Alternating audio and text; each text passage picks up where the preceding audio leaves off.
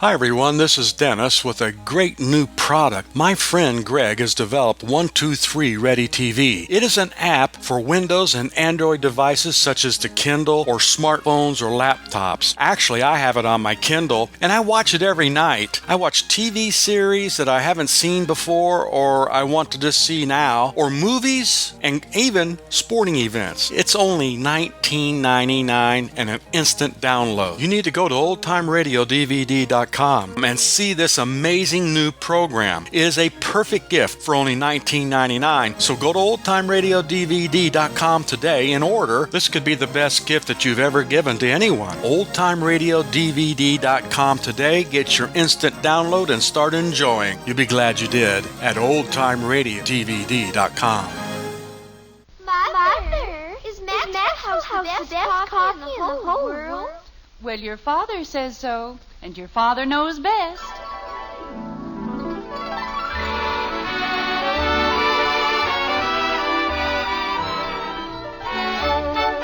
Yes, it's Father Knows Best, transcribed in Hollywood, starring Robert Young as father. A half-hour visit with your neighbors, the Andersons, brought to you by Maxwell House, the coffee that's bought and enjoyed by more people than any other brand of coffee at any price. Maxwell House, always good to the last drop.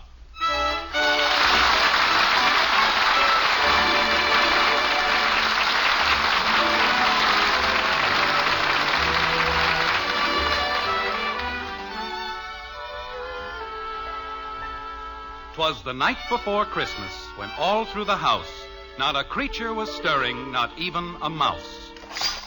Kathy. I'm sorry, Daddy. Oh, Kathy, did you drop another box of ornaments? Well, they slipped. They slipped, did they?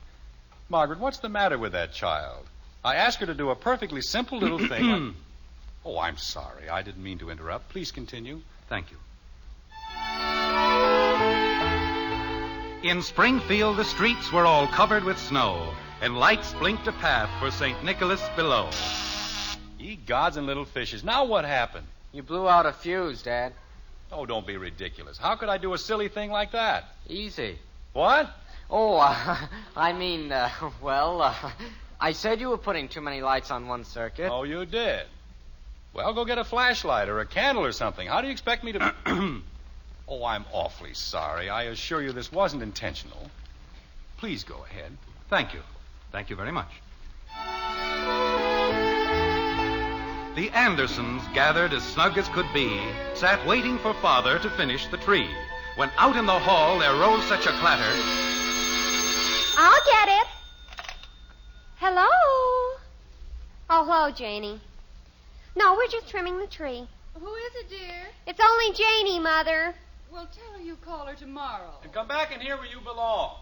Or do I have to trim the whole tree by myself? I'll call you tomorrow, Janie. Oh, it's my father. He won't let anybody else touch the tree, but if you aren't there to watch, he makes out like 10 men. 9 dead and 1 dying. Okay, Janie. Easy breezy, you'll slide a mile. You may go ahead now. You'll never know how grateful I am. All right, boys.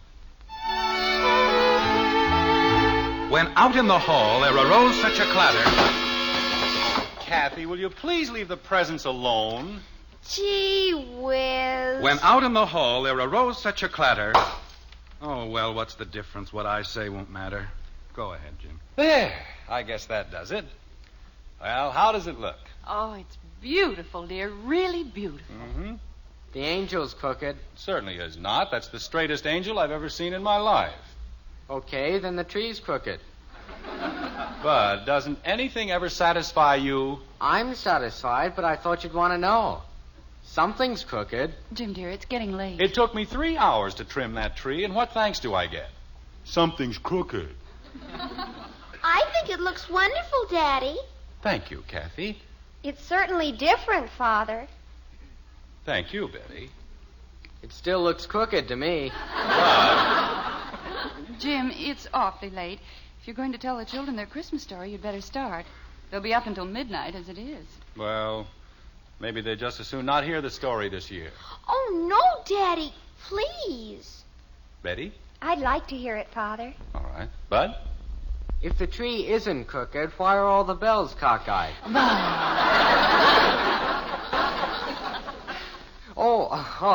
Oh, sure. I want to hear the story, Dad. Go right ahead. How does the tree look? Great, Dad. Straight as a string. All right. Now that we're all agreed that ours is the most magnificent tree in Springfield, In the whole world, Daddy. well, I wouldn't go that far. But as long as we all agree that it's a pretty nice tree, let's sit down and I'll begin. Now, once upon a time, about 100 years ago, there lived in the small Danish town of Odense a man whose name, like ours, was Andersen. He was a tall man, thin and gaunt, not too pleasing to the eye. But he was a friendly man, gentle and kind, and his heart held so much love that the children of Denmark took him for their own. One cold, brisk day in December, the day before Christmas, as a matter of fact, this gentle man plodded down the main street of Odense. The cobbled street was covered with snow, and aside from their jingling bells, the sleighs were soundless as they moved swiftly along their way. In the doorways of the snow-capped buildings, peddlers called their wares. Candles for the Christmas tree, holly to deck the festive mantle with bright red berries and verdant leaves, Yule logs for a flaming fire, anything your fancy might desire. Mistletoe, a sprig of mistletoe for your door, mynheer. Mistletoe, mistletoe. Good afternoon, Fru Meisling, and how are you this lovely, clear day? Hello, Herr Andersen. How could I be? I grow old and weary, and my bones are full of aches and pains. Old?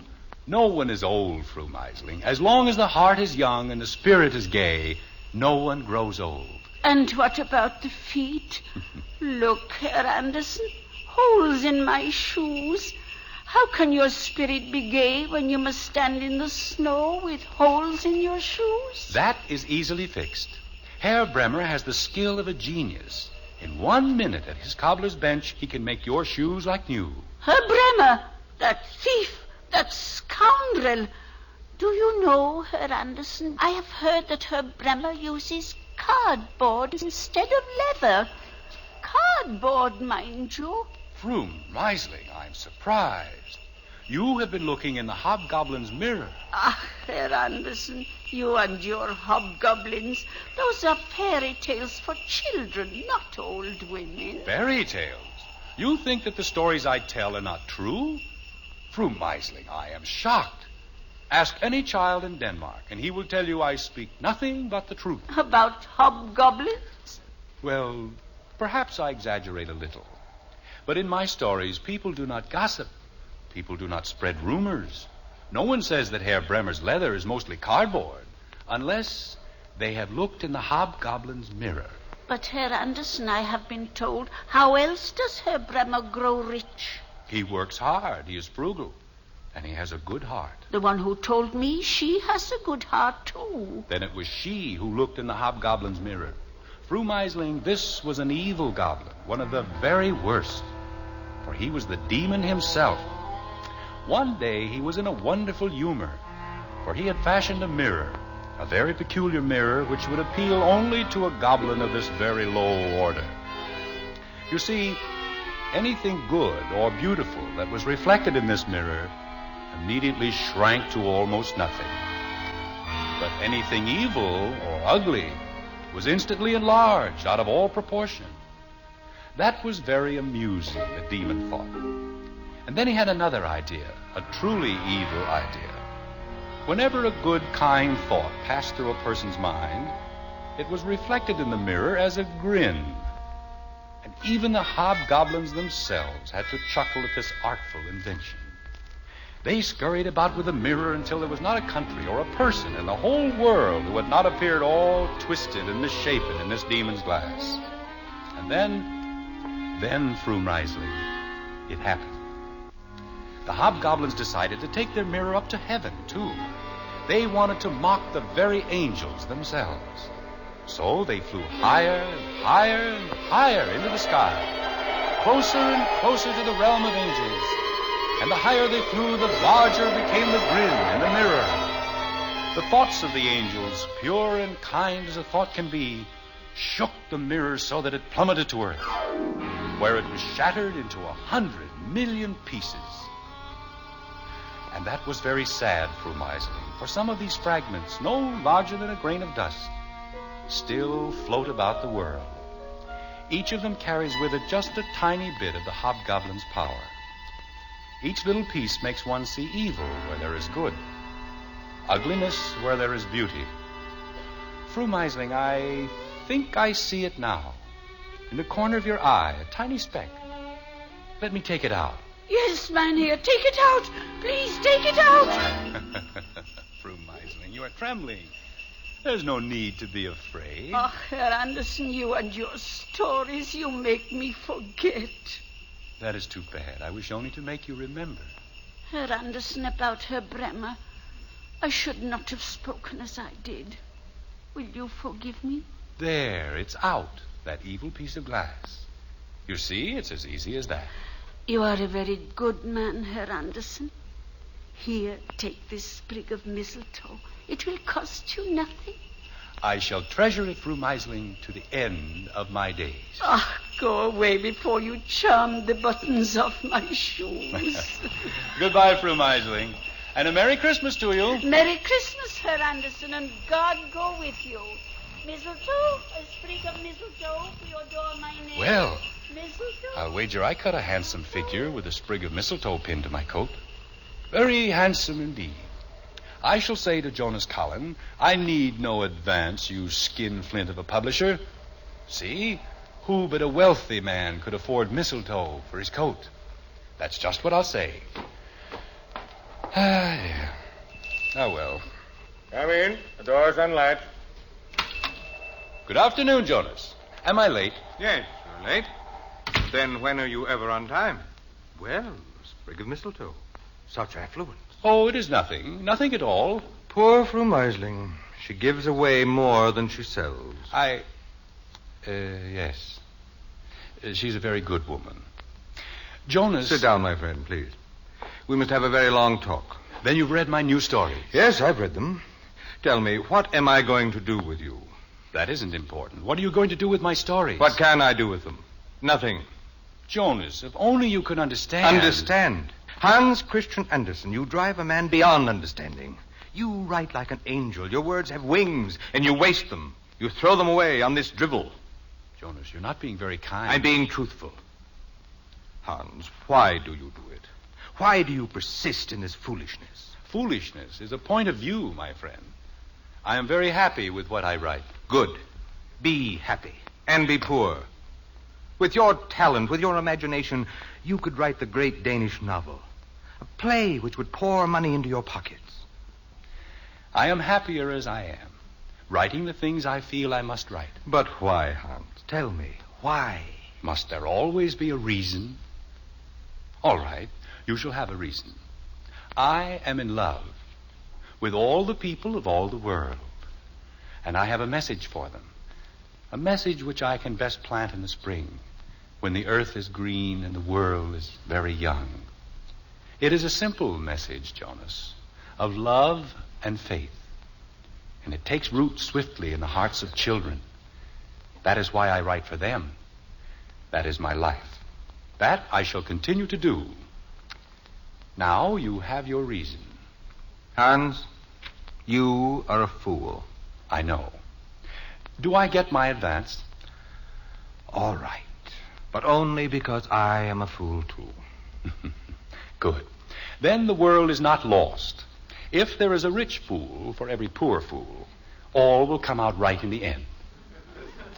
Goodbye, Jonas, and thank you for your advice. And the advance. Oh, particularly the advance. A Merry Christmas to you, Jonas. Perhaps if you were to smile, just once, Fru Meisling might give you a sprig of mistletoe. Merry Christmas, Hans. God go with you. Oh, my poor friend. My poor, foolish friend. He thinks of nothing but good for humanity, and life gives him so little in return. His heart is so full of kindness and love, And on Christmas Eve, he is the loneliest man in all the world.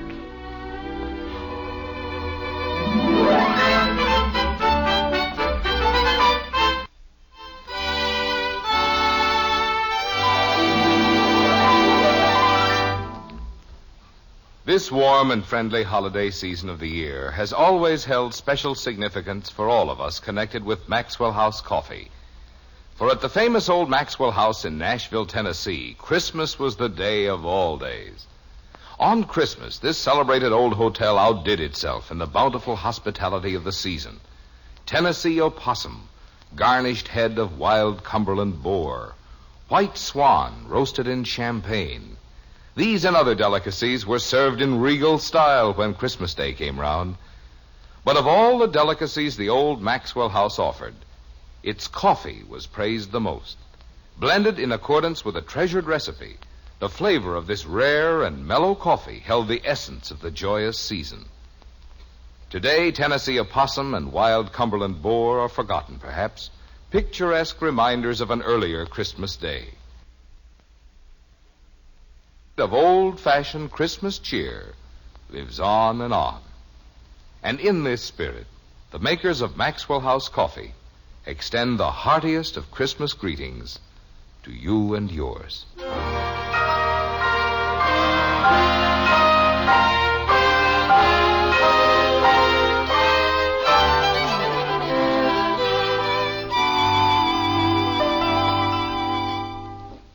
Daddy, Yes, Kathy. Jonas Collins said he couldn't put Mr. Anderson's stories in a book. But they are in a book. I have it. I know, Kathy. You see, he didn't really mean it. He published the stories all the time. And he sold them in every country in the world. But if the man said he wouldn't... Kathy, stop asking so many questions and let Father finish. Gee whiz. Go ahead, dear. All right. Well, after Hans Christian Andersen left the home of his publisher, he walked slowly through the streets of Odense. He walked for hours, looking at the bright candles burning in all the windows, at the holly wreaths hanging on every door. People nodded to him as he strolled by, smiled at him, and wished him a Merry Christmas. And then, after he passed, they shook their heads sadly and sighed because of his loneliness. You see, they too thought of him as a lonely man, childless and desolate. And when he reached a narrow, crooked street on the edge of the city and climbed the long staircase that led to his room, it began to seem as if perhaps the people of Odense were right. It was a very simple room, bare as a room can be. There were no rugs on the floor, no pictures on the wall, but strangely, he didn't seem to mind. A tiny fir tree stood green and shimmering in a corner, and a comfortable fire burned warm and bright in the fireplace. Hans Christian hummed a cheerful song as he bustled about the room. And then, moving slowly down the narrow street, he heard the carolers come.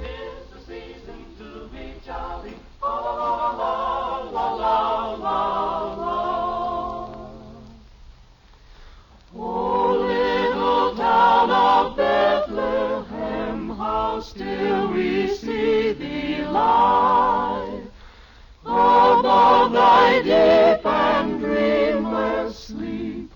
The silent stars go by, yet in thy dark street shineth the everlasting light. The hopes and fears of all the years are met in thee tonight. O holy child of Bethlehem, descend to us, we pray. Cast out our sin and enter in. Be born in us today. We hear the Christmas angels the great glad tidings tell. Oh, come to us,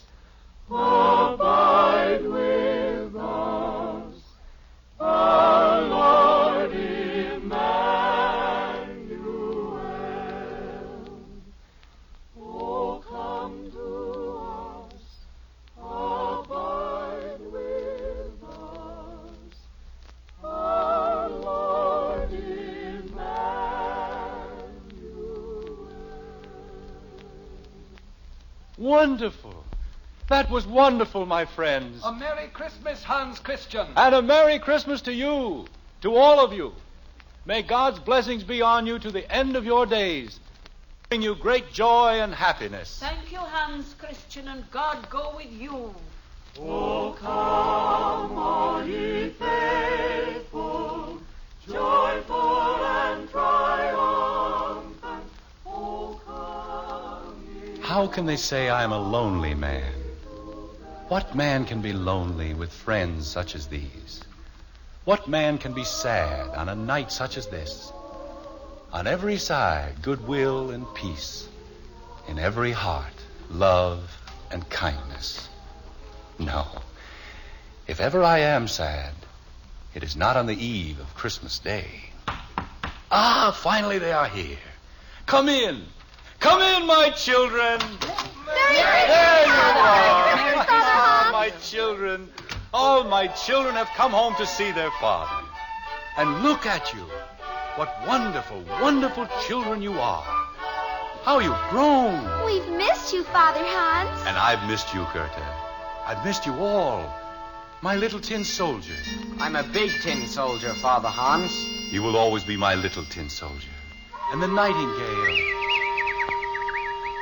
Karen with the little red shoes. Hello, Father Hans. And the Snow Queen. How are you, Father Hans? Look at him. How my ugly duckling has grown.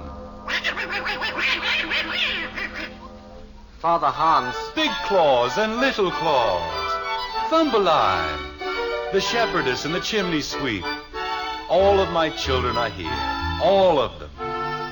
I am the happiest father in all of Denmark. Father Hans. From all of their storybooks they have come. From nursery shelves all over the world. Father Hans. What a Merry Christmas this shall be.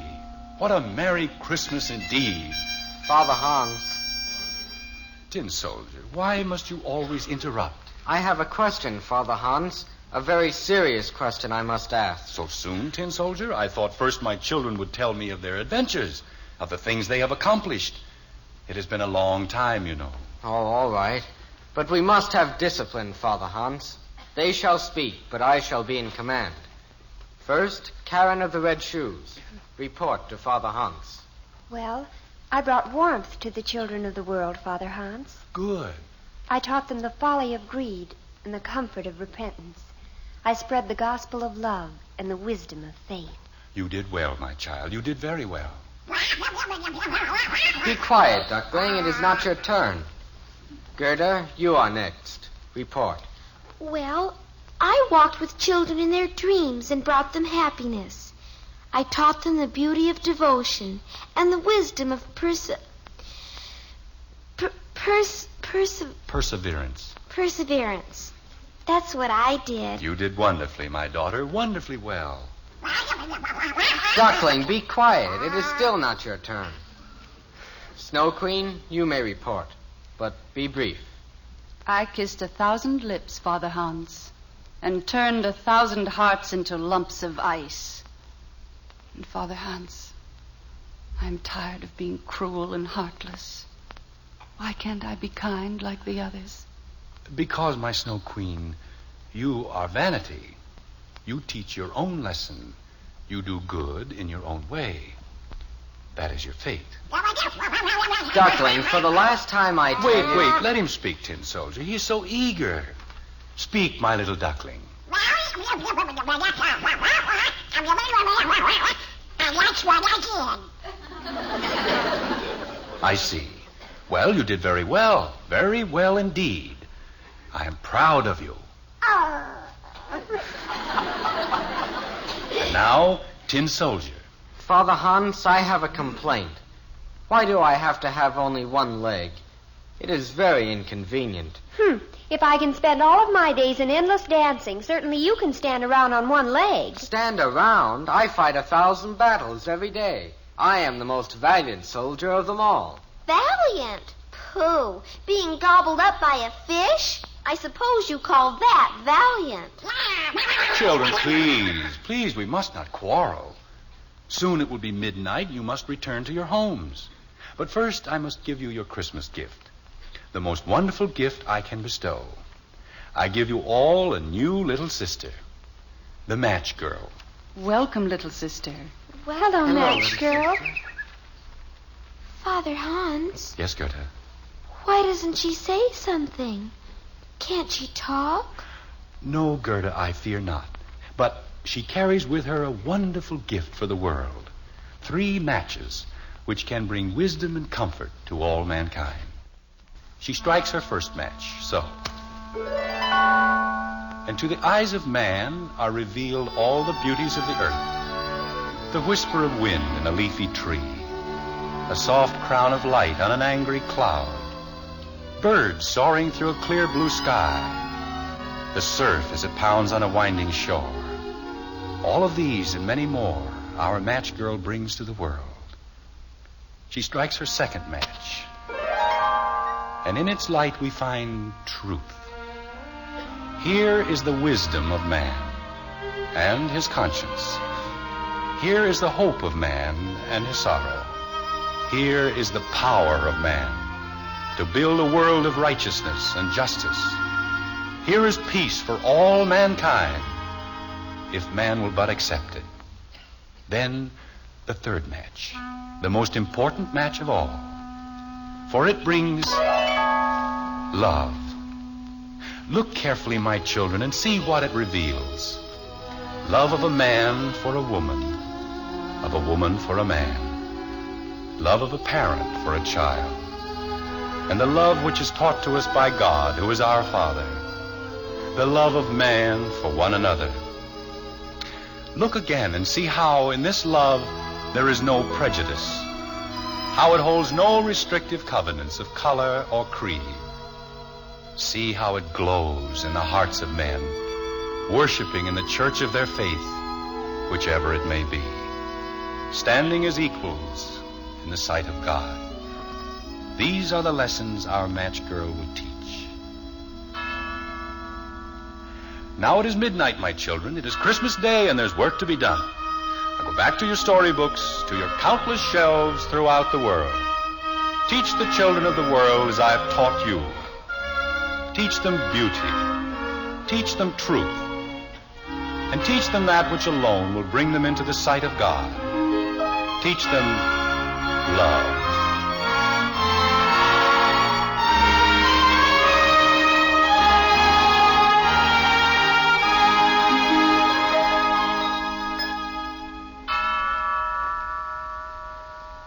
$12:00. I didn't know it was that late. Well, Merry Christmas, everybody. Merry Christmas, Father. All right, now, kids, up to bed. Dad. Yes, Bud. The tree looks fine. Well, of course. I knew that all the time. Good night, Father, and thank you. You're welcome, Betty. Daddy, the duck was cute. I think you're cute, too. Good night. Good night, Kathy, dear. Jim, Yes, Margaret? it's a wonderful story. Beautiful story. It makes me want to cry. Oh, I have a better idea. I'll take my first Christmas present. A kiss. Merry Christmas, Jim. Merry Christmas, my love. To you, to me, to every family in every country, in all the world. A very Merry Christmas. And may God bless us all.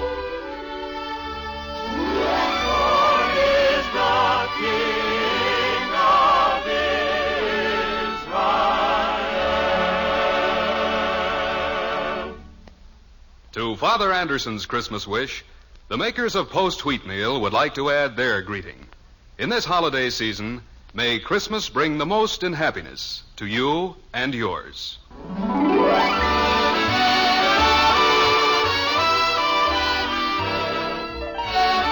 Father Knows Best was transcribed in Hollywood and written by Ed James. Join us again next week when we'll be back with Father Knows Best, starring Robert Young as Jim Anderson, with Roy Bargy and the Maxwell House Orchestra, and yours truly, Bill Foreman. So until next Thursday night, for myself and for the makers of Maxwell House Coffee, let me wish you again a very Merry, Merry Christmas indeed, and the happiest of holiday seasons.